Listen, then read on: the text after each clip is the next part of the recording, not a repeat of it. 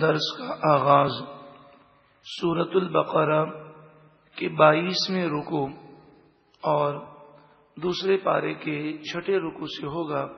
سورۃ البقرہ کی آیت نمبر 177 سے ہوگا۔ جب قبلہ چینج ہو گیا اور بیت المقدس سے بیت اللہ شریف قبلہ بن گیا تو یہودی اور عیسائی بہت زیادہ اعتراضات کرنے لگے۔ جیسا کہ آپ سن چکے، یہودی بیت المقدس کے مغربی کنارے کی طرف منہ کر کے اپنی عبادت ادا کرتے ہیں اور عیسائی مشرقی کنارے کی طرف منہ کرتے ہیں، اور وہ ان بحثوں میں لگ گئے۔ تو یہ آیت کریمہ نازل ہوئی، اس میں بیان کیا گیا کہ قبلے کا تعین تو بات کی بات ہے، اصل بات تو یہ ہے ایمان تمہارا ہے یا نہیں ہے، کہ جب تک عقائد درست نہیں کوئی عبادت قبول ہوتی نہیں ہے۔ تو اس طرف منہ کرنا ہے کہ اس طرف منہ کرنا ہے، تم اسی بحث میں لگے ہوئے ہو۔ جو نیکی کی اصل ہے اس کی طرف تو تم نے توجہ دی نہیں ہے۔ ایمان اور عقائد درست نہ ہو تو نیک اعمال اللہ کی بارگاہ میں قبول نہیں ہوتے، اور یہودیوں اور عیسائیوں کے تو عقائد ہی درست نہیں۔ لَيْسَ الْبِرَّ أَن تُوَلُّوا وُجُوهَكُمْ قِبَلَ الْمَشْرِقِ وَالْمَغْرِبِ، نیکی کی اصل یہ نہیں کہ تم اپنے چہرے مشرق اور مغرب کی طرف کر لو، وَلَكِنَّ الْبِرَّ مَنْ آمَنَ بِاللَّهِ، ہاں لیکن نیکی یہ ہے کہ جو ایمان لائے اللہ پر، وَالْيَوْمِ الْآخِرِ اور آخرت کے دن پر، والملائکہ اور فرشتوں پر ایمان لائے، والکتابی اور تمام کتابوں پر ایمان لائے، والنبیین اور تمام نبیوں پر ایمان رکھے۔ ان میں سے کسی ایک کا انکار بھی کفر ہے اور وہ شخص کافر ہو جائے گا۔ اب یہ یہودی انجیل کو اور قرآن کو نہیں مانتے، عیسیٰ علیہ السلام اور حضور کو نہیں مانتے صلی اللہ علیہ وسلم، اور یہ عیسائی توریت اور قرآن کو نہیں مانتے، حضرت موسیٰ علیہ السلام اور حضور صلی اللہ علیہ وسلم کو نہیں مانتے۔ جب ایمان ہی نہیں تو اب کس طرح منہ کرنا ہے کس طرح منہ نہیں کرنا، اس بحث کا کوئی فائدہ ہی نہیں ہے۔ وَآتَ الْمَالَ عَلَى حُبِّهِ، اور نیکی کی اصل یہ ہے کہ ایمان لانے کے بعد اللہ کی محبت میں مال خرچ کیا جائے، ذوی القربہ رشتہ داروں کو دیا جائے، زکوٰۃ اور صدقہ واجبہ یہ ہر رشتہ دار کو نہیں دے سکتے۔ ماں باپ، بیٹا بیٹی، دادا دادی، نانا نانی، پوتا پوتی، نواسا نواسی کو زکوٰۃ نہیں دی جا سکتی۔ شوہر بیوی کو زکوٰۃ نہیں دے سکتا، بیوی شوہر کو زکوٰۃ نہیں دے سکتی، لیکن اس کے علاوہ جو باقی رشتہ دار ہیں ان کو زکوٰۃ دی جا سکتی ہے اگر وہ مستحق ہوں۔ یہ تو زکوٰۃ کی اور اس صدقے کی بات ہے جو واجب ہے، لیکن جہاں تک انسان اپنے ماں باپ پر جو خرچہ کرتا ہے، جو اپنی اولاد پر جائز اخراجات کرتا ہے، جہاں تک اس کی بات ہے وہ بھی ضائع نہیں جاتا بلکہ اس پر بھی اسے ثواب دیا جاتا ہے۔ ارشاد فرمایا کہ جب دسترخوان پر گھر کے تمام افراد جمع ہو کر کھانا کھاتے ہیں، انسان اپنے بال بچوں کے ساتھ جمع ہو کر، ماں باپ کے ساتھ بیٹھ کر جب کھانا کھاتا ہے اور وہ حلال کا لقمہ ہو اور وہ لوگ اللہ کے فرمانبردار ہوں تو لقمہ پیٹ میں جانے سے پہلے سب کی مغفرت کر دی جاتی ہے۔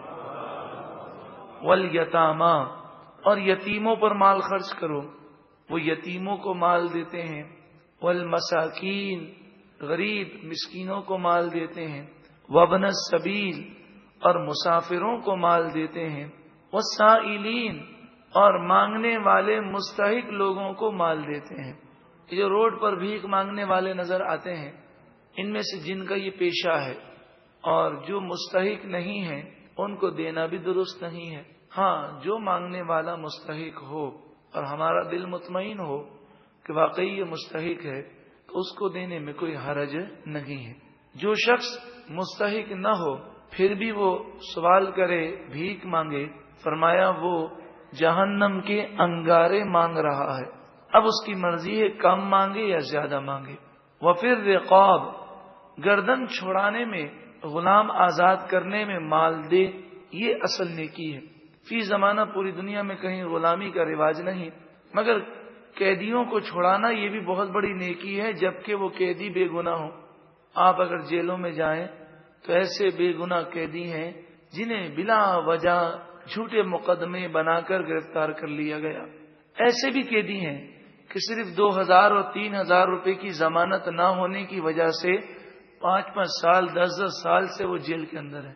وہ اقام الصلاۃ، اور وہ نماز قائم کرے، وہ آت الزکاۃ، اور زکوٰۃ ادا کرے، والموفون بعہدہم اذا عاہدوا، اور جب وہ وعدہ کریں تو اپنے وعدے کو پورا کریں. وعدے کو پورا کرنے والے یہ کن لوگوں کا ذکر ہے؟ جن کی نیکی اصل نیکی ہے. والصابرین، اور صبر کرنے والے، فی البأساء والضراء، سختی اور مصیبت میں، وحین الباس، اور حالت جنگ میں ثابت قدم رہیں اور صبر کریں. اولئک الذین صدقوا، یہی وہ لوگ ہیں جنہوں نے سچ کہا، جنہوں نے کلمہ طیبہ پڑھ کر اس کلمے کا حق ادا کیا. وَأُولَئِكَ هُمُ الْمُتَّقُونَ، اور یہی لوگ اللہ سے ڈرنے والے پرہیزگار ہیں. اللہ تعالی ان لوگوں کی صفات ہمیں بھی عطا فرمائے. یا ایھا الذین آمنوا، اے ایمان والو، کتب علیکم القصاص فی القتلى، قتلہ مقتول کو کہتے ہیں جسے قتل کر دیا گیا. اے ایمان والوں، مقتول کا بدلہ لینا تم پر فرض کیا گیا کہ قاتل سے قصاص لو اور قتل کے بدلے میں قتل کرو. ہاں، اگر مقتول کے ورثاء معاف کرنا چاہیں تو شریعت نے اس کا حق انہیں دیا ہے. وہ چاہیں تو مال لے کر معاف کر دیں اور چاہیں تو بغیر کسی مال کے معاف کر دیں. شرعی قاعدہ یہ ہے کہ مقتول کے ورثاء اگر معاف نہ کریں تو خلیفۃ المسلمین امیر المومنین بھی معاف نہیں کر سکتا. تو صدر وزیر اعظم کی کیا حیثیت ہے؟ لیکن افسوس کے ساتھ پاکستانی قانون جس کوڈ کو ہم عدالت کہتے ہیں، اس کو عدالت کہنا بھی جرم ہے. عدالت تو وہ ہو جہاں پر انصاف ہو. یہاں پر تو انگریزوں کے بنائے ہوئے کالے قانون ہیں. قانون یہ ہے کہ اگر قاتل پکڑا جائے، وہ خود اقرار بھی کر لے، جرم ثابت بھی ہو جائے، اسے سزائے موت دے بھی جائے اور اس کے ورثاء، مقتول کے ورثاء معاف نہ بھی کریں، اگر تختہ دار پر اسے لٹکا دیا جائے اور اگر صدر مملکت آرڈر کر دے تو اس کا قتل تو معاف کیا ہوتا ہے، اسے باعزت بری کر دیا جاتا ہے. یعنی پاکستان کا لاء ہے، صدر مملکت سے رحم کی اپیل کی جائے اور اگر صدر معاف کر دے تو سزائے موت معاف ہو جاتی ہے. شرعی قاعدہ یہ ہے کہ مقتول کے ورثاء کے علاوہ کسی اور کو معاف کرنے کا حق نہیں ہے. یہ قانون شریعت کے خلاف ہے. زمانۂ جاہلیت میں یہ ہوتا کہ جب کوئی کسی کو قتل کرتا تو وہ اس قاتل کو نہیں مارتے بلکہ اس قاتل کو بھی مارتے اور پھر ایک خون کے بدلے میں 10 آدمیوں کو قتل کرتے. کبھی کہتے ہمارا بڑا آدمی تھا تو 10 کے بجائے 20 آدمیوں کو ہم ماریں گے. کبھی کہتے یہ تو قبیلے کی عورت ہے جس نے قتل کیا ہے، یہ عورت تو ہماری عزت ہے، ہم اس قاتلہ قتل کرنے والی عورت کو سزا نہیں دیں گے بلکہ اس کے بھائی کو سزا دیں گے. اس طرح وہ جو قاتل ہوتا کبھی اسے معاف کر دیتے، کبھی اس کو بھی قتل کرتے، اس کے ساتھ کئی لوگوں کا یعنی بدلے میں قتل کر دیتے. فرمایا الحر بالحر، اگر قتل کرنے والا آزاد ہے تو اسی آزاد کو قتل کیا جائے گا. والعبد بالعبد، اور اگر قتل کرنے والا غلام ہے تو اسی غلام کو قتل کے بدلے میں قتل کیا جائے گا. والانثى بالانثى، اور اگر عورت ہے تو عورت قاتل ہے تو اسی عورت کو قتل کے بدلے میں قتل کیا جائے گا، یہ نہیں کسی اور کو قتل کرے. فمن اوفی له من اخیہ شیء، پس اس کے بھائی کی طرف سے جسے کچھ معاف کر دیا جائے. یعنی مقتول کے ورثاء اگر معاف کر دیں اور کہیں ہمیں خون کا بدلہ خون نہیں چاہیے، مال دے دیجیے، فاتباع بالمعروف، پس وہ دستور کے مطابق مطالبہ کریں۔ شریعت کا قاعدہ یہ ہے، اگر مقتول کے ورثاء قاتل کو معاف کریں اور اس کے بدلے میں مال کا مطالبہ کریں تو صرف اور صرف وہ مال کا مطالبہ کر سکتے ہیں اور کسی چیز کا مطالبہ نہیں کر سکتے۔ ہمارے یہاں ایسے کئی جرگے ہیں، قبائلی علاقوں میں ایسا ہوتا ہے کہ اگر معاف کرتے ہیں تو کہتے ہیں کہ اتنا مال بھی دینا ہوگا، اتنے سالوں تک وہ اس علاقے میں نہیں آ سکے گا، اور اس کی چھوٹی چھوٹی بچیاں ہیں، اب 5 سال کی بچی ہے، 10 سال کی بچی ہے، تو سزا کے طور پر 70 سال کے بوڑھے سے اس کا نکاح کرنا پڑے گا۔ اس طرح کے یہ کالے قوانین بعض جرگوں نے بنائے ہوئے ہیں، تو شریعت نے کہا فاتباع بالمعروف، اگر مقتول کے ورثاء معاف کرتے ہیں تو اب وہ مطالبہ کریں گے شریعت کے مطابق۔ اور کیا ہے شریعت؟ شریعت یہ کہ صرف وہ معاف کر کے مال مانگ سکتے ہیں، اور مال بھی کتنا مانگ سکتے ہیں؟ 100 اونٹ کا مطالبہ کر سکتے ہیں، یا 100 اونٹ کی قیمت کا مطالبہ کر سکتے ہیں، یا 1000 دینار کا مطالبہ کر سکتے ہیں، یا اس کی قیمت کا مطالبہ کر سکتے ہیں، یا 10,000 درہم کا مطالبہ کر سکتے ہیں، یا اس کی قیمت کا مطالبہ کر سکتے ہیں۔ ان تینوں مقداروں سے کم کا مطالبہ تو کر سکتے ہیں، لیکن اس سے زیادہ مطالبہ کرنا جائز نہیں۔ 100 اونٹ کی قیمت لے لیں، یا آپ 1000 دینار جو 4.5 کلو سونا ہے اس کی قیمت لے لیں، یا 10,000 درہم چاندی جس کا موجودہ وزن 31.5 کلو چاندی، 31.5 کلو چاندی، یا 4.5 کلو سونا، یا 100 اونٹ، ان تینوں میں سے کسی کا مطالبہ کر سکتے ہیں، اس کی قیمت کا مطالبہ کر سکتے ہیں، اس کا کم کا مطالبہ کر سکتے ہیں، اس سے کم کا تو کر سکتے ہیں، اس کے برابر کر سکتے ہیں، اس سے زیادہ نہیں کر سکتے۔ یہ شریعت میں جائز، اس سے زیادہ نہیں ہے۔ وَأَدَاءٌ إِلَيْهِ بِإِحْسَانٍ، اور جو قاتل ہے وہ صحیح طور پر اس خون بہا کو ادا کرے، یہ نہ ہو کہ یہاں اسے وہ قتل سے معاف کریں اور یہ بھاگ جائے۔ تو اللہ تعالی پکڑ فرمانے والا ہے۔ ذَلِكَ تَخْفِيفٌ مِّن رَبِّكُمْ وَرَحْمَةٌ، یہ تمہارے رب کی طرف سے آسانی ہے اور رحمت ہے۔ موسیٰ علیہ الصلوۃ والسلام کی شریعت میں یہ تھا کہ قاتل کی سزا قتل ہی ہے، مقتول کے ورثاء اس کو معاف نہیں کر سکتے، لیکن ہماری شریعت میں مقتول کے ورثاء کو یہ حق دیا گیا، یہ اللہ کی طرف سے آسانی اور رحمت ہے۔ فَمَنِ اعْتَدَىٰ بَعْدَ ذَلِكَ، پھر جو کوئی اس کے بعد حد سے بڑھ جائے، سرکشی کرے، فَلَهُ عَذَابٌ أَلِيمٌ، پس اس کے لیے دردناک عذاب ہے۔ وَلَكُمْ فِي الْقِصَاصِ حَيَاةٌ يَا أُولِي الْأَلْبَابِ، اور تمہارے لیے خون کا بدلہ لینے میں اے عقل مندو زندگی ہے۔ اعتراض یہ پیدا ہوتا ہے کہ جب ایک شخص کا قتل کر دیا گیا تو چلیں وہ تو دنیا سے چلا گیا، اب اس کے بدلے میں قاتل کی جان کیوں لی جائے، اسے عمر قید کر دیا جائے؟ اس قاتل کے بھی تو چھوٹے چھوٹے بچے ہیں، اس قاتل کا بھی تو خاندان ہے، تو خون کے بدلے میں خون لے رہے ہیں، اس نے تو غلط کیا، خون بہا دیا، آپ کیوں خون بہا رہے ہیں؟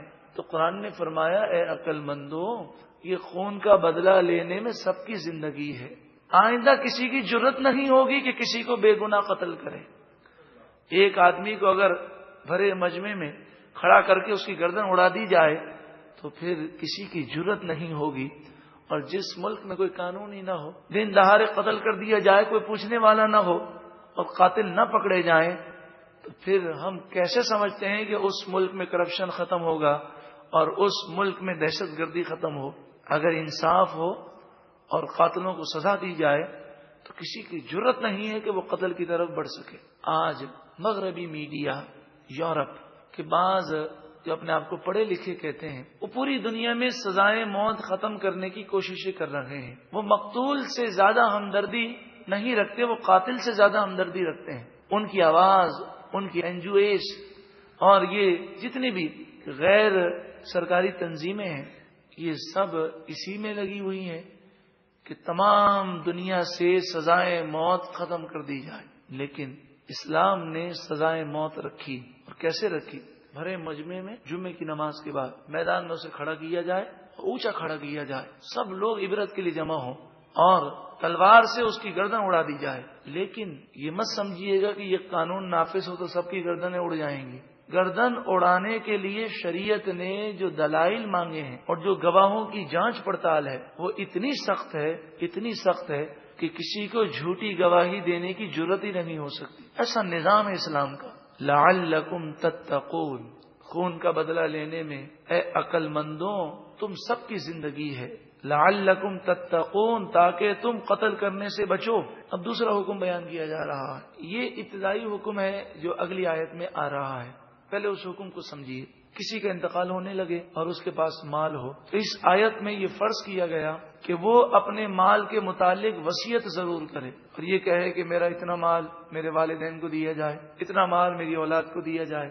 پہلے یہ وصیت کرنا فرض تھا، لیکن پھر چوتھے پارے کے 13ویں رکوع میں جب وراثت کے مسائل بیان ہو گئے اور یہ بتا دیا گیا کہ والدین کا اتنا حصہ ہے، اولاد کا اتنا حصہ ہے، بیوی کا اتنا حصہ ہے، شوہر ہے تو شوہر کا اتنا حصہ ہے، بھائی بہن ہیں تو ان کا کس صورت میں حصہ ہے اور کس صورت میں حصہ نہیں ہے، سب کے جب حصے بتا دیے گئے تو اب کوئی وصیت کرے یا نہ کرے، ہر صورت میں وہ اگر انتقال کر جائے گا تو جو شریعت کے قوانین ہیں اس کے مطابق جائیداد تقسیم کر دی جائے گی. اب وصیت کا کرنا فرض نہیں ہے.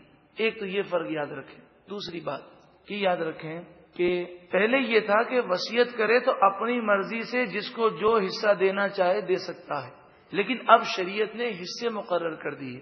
اب اگر وصیت کرے گا تو وہ انہی حصوں کی کرے گا. مثلا شوہر ہے، مرد ہے اور اس کی اولاد بھی ہے اور اسے یہ لگتا ہے کہ میں اس مرض میں، اس بیماری میں بچوں گا نہیں، تو اس نے یہ وصیت کی کہ میرے مرنے کے بعد میری بیوہ کو میری جائیداد میں سے 8واں حصہ دے دیجیے گا. تو شریعت میں بھی بیوہ کا کتنا ہے؟ 8واں حصہ ہے، یعنی 12.5% بیوہ کو دیا جاتا ہے جبکہ اولاد موجود ہو.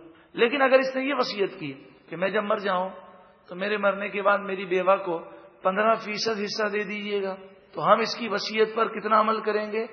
جو شریعت کا قاعدہ ہے 12.5، اس سے زیادہ بیوہ کو نہیں دے سکتے. لا وصیت للوارث، نبی کریم صلی اللہ علیہ وآلہ وسلم نے فرمایا وارث کے لیے وصیت قابل قبول نہیں ہے. تو جو حصہ اللہ نے مقرر کیا اس سے کم یا زیادہ مرنے والا وصیت کے ذریعے نہیں کر سکتا. ہاں، شریعت کی روح سے جسے حصہ نہیں ملنا، اگر مرنے والا اس کے لیے وصیت کر دے کہ بھئی میرے فلاں رشتے کے ایک ماموں ہیں انہیں اتنا حصہ دے دینا، یہ میرا فلاں دوست ہے اسے اتنا حصہ دے دینا، تو فرمایا اس کی وصیت 33% تہائی مال تک جاری ہوگی. 3 کروڑ روپے ہیں اور اس نے کہا کہ مسجد میں 1 کروڑ روپے دے دینا، تو 3 کروڑ کا تہائی کیا ہوا؟ 1 کروڑ. تو اس کے مرنے پر مسجد میں 1 کروڑ دے دیں گے، وہ 2 کروڑ ورثہ میں تقسیم ہوگا. لیکن اگر اس نے کہا کہ میں جب مر جاؤں تو 3 کروڑ میں سے 1.5 کروڑ تم مسجد میں دے دینا، تو صرف 1 کروڑ دیں گے اور اس نے جو 1.5 کروڑ کی وصیت کی ہے، آدھا کروڑ اس نے زائد وصیت کی ہے جو شرعی طور پر جائز نہیں. تو وصیت کے لیے 2 شرطیں یاد رکھیں. ایک تو ورثہ کے لیے وصیت قابل قبول نہیں ہے. دوسری بات جو وارث نہیں ہے ان کے لیے وصیت کی جائے تو قاعدہ یہ ہے کہ 33%، 33.33%، 3 کروڑ ہیں تو 1 کروڑ، 3 لاکھ ہیں تو 1 لاکھ، تہائی جائیداد تک وصیت جاری ہوگی. اس سے زائد اگر وصیت کرے گا تو تہائی مال وصیت میں دیں گے اور باقی 2 تہائی 66.67%، یعنی 3 کروڑ میں سے 2 کروڑ ہم ورثہ میں تقسیم کریں گے اور اس کی وصیت پر عمل صرف 1 کروڑ میں کریں گے، 1 تہائی میں کریں گے. یہ قاعدہ یاد رکھیے گا. اب آیت کریمہ کو سماعت کیجیے. کتب علیکم، تم پر فرض کیا گیا، اذا جب حضر احدکم الموت، تم میں سے کسی کو موت آنے لگے، ان ترک خیرا، اور اس نے مال بھی چھوڑا ہو، الوصیت، اس پر وصیت کرنا فرض قرار دیا گیا، للوالدین، والدین کے لیے، والاقربین، اور رشتہ داروں کے لیے، بالمعروف، بھلائی کے ساتھ، دستور کے مطابق، حقا علی المتقین، یہ واجب ہے، یہ ضروری ہے پرہیزگاروں پر. یہ آیت کا حکم اب منسوخ ہو گیا. اب وصیت کرنا کوئی فرض واجب نہیں ہے، شریعت نے حصے مقرر کر دیے، اور اگر کوئی اب وصیت کرتا ہے تو شریعت کے دائرے میں رہ کر اس کی وصیت قابل قبول ہوگی۔ فمن بدلہ، اور جس نے تبدیل کر دی وصیت، بعد ما سمعہ، سننے کے بعد، کسی مرنے والے نے وصیت کی، اس کے بعد ایک ہی آدمی بیٹھا تھا یا دو آدمی بیٹھے تھے اور انہوں نے باہر جا کر جھوٹ بولا کہ جی ہمیں تو یہ وصیت کی ہے، فَإِنَّمَا إِثْمُهُ عَلَى الَّذِينَ يُبَدِّلُونَ، تو مرنے والا پریشان نہ ہو، اس پر یہ گناہ نہیں، اس کا گناہ انہی لوگوں پر ہے جو وصیت کو تبدیل کر دیں گے۔ ان اللہ سمیع علیم، بے شک اللہ تعالی سننے والا، علم والا ہے۔ اب یہ سوال ہے، اگر ہم کسی مرنے والے کے پاس بیٹھے ہوں اور وہ وصیت کرے اور ہمیں معلوم ہو کہ یہ وصیت تو شریعت کے خلاف ہے، اگر وہ یہ سوچتا ہے کہ میں اگر باہر جا کر ان کے ورثاء کو یہ بتاؤں گا کہ فلاں مرنے والے نے یہ وصیت کی ہے، تو آج کل لوگوں کی نیچر آپ کو معلوم ہے کیا ہے؟ لوگوں کی نیچر یہ ہے کہ ان کے سامنے قرآن اور حدیث رکھا جائے اور کہا جائے فلاں کو اتنا مال ملے گا، تو وہ قرآن و حدیث کو ماننے کے لیے تیار نہیں ہوتے، اور کسی کا وصیت نامہ دکھا دیں کہ جی وصیت اس نے کی ہے تو سارے خاموش ہو جاتے ہیں، وصیت کو مان لیتے ہیں، جی مرنے والے نے وصیت کی ہے، تو اب اسے یہ محسوس ہو کہ مرنے والے نے غلط وصیت کی ہے، اور میں بتاؤں گا تو قرآن و حدیث کے قوانین کے مقابلے میں مرنے والے کی وصیت کو فوقیت دیں گے، تو قرآن نے اس کا حل بیان کیا، فمن خاف من موص جنفا او اثما، جو یہ خوف کرے کہ وصیت کرنے والے نے ظلم کی وصیت کی ہے یا گناہ کی وصیت کی ہے، فاصلح بینہم، تو وہ لوگوں کے درمیان صلح کروا دے، یعنی وصیت کو چینج کر کے شریعت کے مطابق کر دے، اور یہ نہ کہے مجھے یہ کہا ہے، بلکہ یہ کہے کہ انہوں نے یہ کہا ہے کہ میرا جو مال ہے وہ شریعت کے مطابق تقسیم کیا جائے، فلا اثم علیہ، تو اس پر کوئی گناہ نہیں، وصیت چینج کی ہے لیکن مقصد اچھا ہے اس لیے کوئی گناہ نہیں۔ ان اللہ غفور رحیم، بے شک اللہ تعالی بخشنے والا مہربان ہے۔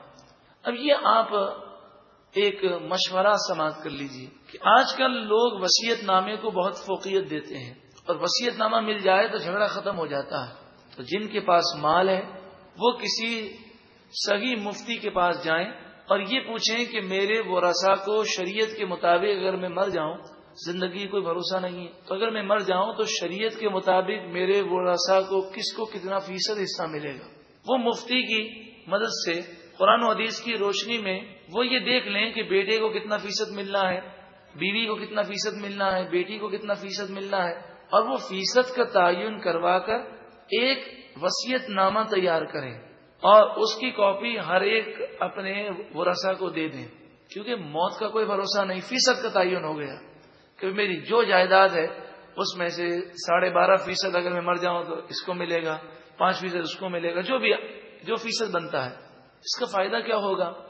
اس کا فائدہ یہ ہے کہ اگر موت واقع ہو گئی اور کسی کی زندگی کوئی بھروسہ نہیں، بزرگان دین کا معمول تو یہ تھا کہ روزانہ جب بھی سوتے تو اپنے تکیے کے نیچے وصیت نامہ رکھ کر سوتے، ہو سکتا ہے زندگی کی آخری رات ہو، تو وصیت نامہ جو تحریر کیا گیا شریعت کے مطابق ہے، لیکن لکھنے کا یہ فائدہ ہے کہ انتقال کے بعد بیٹوں میں اور بیٹیوں میں جھگڑا نہیں ہوگا۔ یہ دنیا کی ذلیل دولت آپس میں نفرتیں پیدا کر دیتی ہے۔ جب باپ نے وصیت ہی کر دی، فیصد کا تعین کر دیا ہے، اور اگر پھر بھی وہ تقسیم نہیں کریں گے تو لوگ لان تان کریں گے، لوگ انہیں برا کہیں گے، اور وہ سب کو وصیت نامہ اپنے سگنیچر کے ساتھ زندگی میں سب کو بلا کر دے چکا ہے، اور یہ بھی لکھ دے اس کے اندر وصیت نامے میں، اس کے ساتھ مفتی کا فتویٰ بھی منسلک کر دے۔ یہ صرف اس لیے ہے کہ آج کل لوگ شریعت کو فوقیت نہیں دیتے، وصیت نامے کو فوقیت دیتے ہیں، ورنہ آپ جانتے ہی ہیں کہ جو وصیت ہوگی وہ وصیت شریعت کے عین مطابق ہوگی۔ ہاں، ایک مشورہ میں آپ کو یہ ضرور دوں گا کہ ہمارے مرنے کے بعد ہمیں اپنے ورثاء سے یہ امید بہت کم ہوتی ہے کہ وہ ہمارے مرنے کے بعد ہمارا مال مسجد میں دیں گے، مدرسے میں دیں گے، اللہ کی راہ میں دیں گے، کیونکہ مال کی لالچ ہر ایک کو ہوتی ہے۔ جب شریعت نے یہ حق دیا ہے کہ تہائی مال تک وصیت کرنے کی اجازت ہے، تو آدمی 2/3 میں تقسیم کر دے ورثاء کے لیے اور 1/3 اللہ کی راہ کے لیے وہ وصیت نامے میں لکھ دے۔ کہ مرنے کے بعد وہ 1/3 اللہ کی راہ میں دیا جائے، ہو سکتا ہے یہی اس کی نجات کا ذریعہ بن جائے۔ مثلا اگر اس کے پاس 3 کروڑ روپے ہیں تو وہ یہ وصیت کر دے کہ 2 کروڑ میں سے ورثاء میں تقسیم اس طرح ہوگا اور 1 کروڑ میرے اللہ کے دین کے فروغ کے لیے اور دین کی ترویج و اشاعت کے لیے، مسجد بنانے کے لیے، نیک کاموں میں 1 کروڑ خرچ کر دیا جائے۔ اللہ تبارک و تعالی ہمیں ان باتوں کی سمجھ عطا فرمائے، اور یہ یاد رکھیں زندگی میں جتنا ہو سکے اللہ کی راہ میں دیں۔ حدیث پاک میں آتا ہے کہ تمہارا مال وہی ہے جو تم نے خرچ کر لیا، جو پہن لیا اور جو اللہ کی راہ میں دے دیا، ورنہ تو آنکھ بند ہو جائے گی تو یہ مال ہمارا نہیں رہے گا، ورثہ کا ہو جائے گا۔